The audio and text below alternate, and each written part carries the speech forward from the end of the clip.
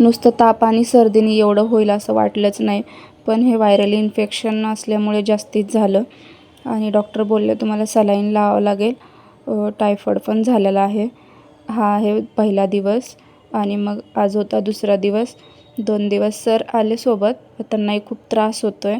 मग नंतर म्हटलं मुलाला चल तू आता, मग तो आला होता सोबत. आज दुसरा दिवस होता. नमस्कार सर्वांना, कशा आहात सर्वजण? तर मस्त मजेतच असाल. तर माझ्या नवीन एका ब्लॉगमध्ये तुमचं सर्वांचं स्वागत आहे. माझ्या आवाजावरून तुम्हाला समजतच असेल की माझी तब्येत वगैरे ठीक नाही आहे, म्हणून 2-3 दिवस मी लाईव्हला पण नाही आलेली.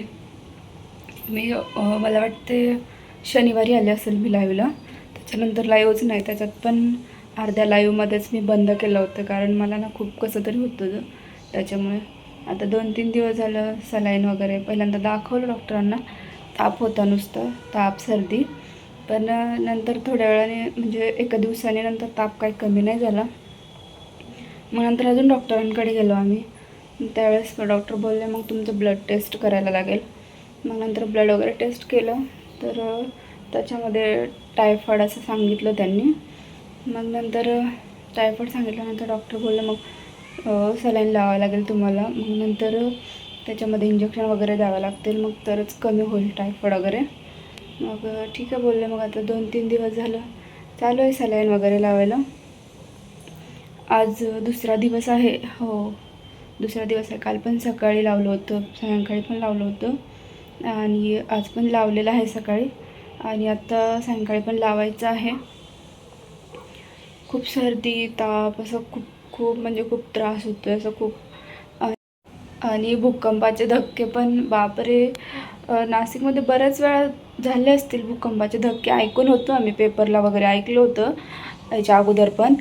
त्या दिवशी काय झालं, मला पहिल्याच दिवशी शनिवारी रात्री खूप जास्त त्रास होत होता. त्या दिवशी खूप त्रास होत होता आणि मग मला असं म्हणजे दवाखान्यात घेऊन गेले, दाखवलं मला. मला वाटते 9:30 पावणे 10 झाले असतील आम्हाला. दवाखान्यात दाखवलं मेडिकलमध्ये, परत गोळ्या औषध घेतले आणि मग घरी आलो आम्ही. घरी आल्याच्यानंतर मी थोडा वेळ बसले, जेवणा अगोदरच्या गोळ्या वगैरे घेतल्या आणि आता जेवण करायला बसूच म्हणून मी मुलांनी बसायचं वगैरे टाकलं आणि त्याच्यावरती बसलो सर्वजण मिळून आणि जेवायला वाढूनच घेतलं. एकदम असं थरथर झालं, एकदम असं नाही का, खूप असं भयानक वाटलं ते भूकंपाचा धक्का शनिवारी रात्रीचा. मला वाटते 10:09 का काहीतरी झाला होता. इतकं भयानक झालं ना ते, इतकं घाबरून गेलो ना आम्ही. इथे कोणाला जाणवलं की नाही जाणवलं काय माहिती नाही. एखाद्या वेळेस जाणवले असेल, कोण घाई गडबडीत कसं कामात असेल त्यांना जाणवले नसेल, पण आम्ही खाली बसलेलो होतो ना, त्याच्यामुळे आम्हाला एकदम असं काय सांगायचं ते, इतकं सगळ्यांनाच जाणवलं ते, सगळ्यांना म्हणजे सगळ्यांनाच जाणवलं. घाबरून गेलो आम्ही डायरेक्ट, माहिती का, इतकं असं हल्लं डायरेक्ट ते जमीन खालची. खूप घाबरून गेलो आम्ही आणि आम्हाला काय वाटलं आम्हालाच असं जाणवलं की काय. पण आम्ही अर्ध्या 1 तासानंतर जेव्हा माझ्या जेवण झाल्यानंतरच्या गोळ्या वगैरे घेतल्या ना आणि नंतर थोडंसं येऊन पडलेच होते मी, तर लगेच मुलांनी बातमी पाहिली आणि लगेच येऊन सांगितलं की भूकंपाचे हादरे नाशिकमध्ये झाले म्हणून. बापरे म्हटलं, इतकं डेंजर. मी तर खरंच म्हणजे पहिल्यांदा ते जाणवलं. माझ्या जन्माच्या अगोदर झालेलं ते. कोणाला तुम्हाला माहिती असेल बघा ते, मला वाटतं त्याचा भूकंप, किल्लारीचा भूकंप, ते मी जन्माच्या अगोदर झालेला तो भूकंप. मला माहितीच नाही तो भूकंप आणि हादरे पण मी म्हणजे पहिल्यांदा ऐकले, हे म्हणजे जाणवलं असं पहिल्यांदा मला की असे असतं भूकंपाचे हादरे. पण आता मला ते खरंच खूप असं भीतीदायक झालं आणि पहिल्यांदाच दवाखान्यातून वगैरे आलेलो होतो, त्याच्यानं अजून घाबरून गेलेलो होतो, मला त्रास होत होता. आता पण थोडंसं दम लागतो बोलायला मी. आणि काल पण झालं वाटतं, काल पण आलेलं पेपरला, बातम्यात पण दाखवलं. काल पण भूकंपाचे धक्के बऱ्याच जणाला असं जाणवलं गेले म्हणून. काल काय एवढं आम्हाला नाही, सोमवारी हो 7-7:30 वाजता सकाळचं. सोमवारचं नाही जाणवलं, शनिवारचं रात्री एकदम क्लिअर म्हणजे क्लिअर जाणवलं. इथे कोणाला अजून माहिती आहे की नाही काय माहिती. दुसऱ्या दिवशी ब्लॉग बनवणार होते, पण माझी तब्येत खूपच खराब झालेली होती, त्याच्यामुळे काय बनवलाच नाही मी. आणि आत्ता थोडंसं बरं वाटतं आहे, तरी पण जायचं अजून सलाईन वगैरे लावायला जायचं आहे. कसं काय झालं काही समजलंच नाही, एवढं अचानकच होऊन गेलं. कारण मला वाटते सर पण आजारीच होते. सरांना पण ह्यावेळेस बरंच त्यांना पण त्रास झाला, सर्दी ताप वगैरे असं होतं, एकमेकांचं इन्फेक्शन होतं. पण ह्यावेळेस खूपच आजारी पडले मी. मला काय म्हणजे एवढं हे होतच नाही, एखाद दुसरं इंजेक्शन घेतलं ना कमी होतच असतं. पण खूप म्हणजे खूप आजारीच, काही समजत नव्हतं. तापच कमी होत नव्हता. टायफॉईड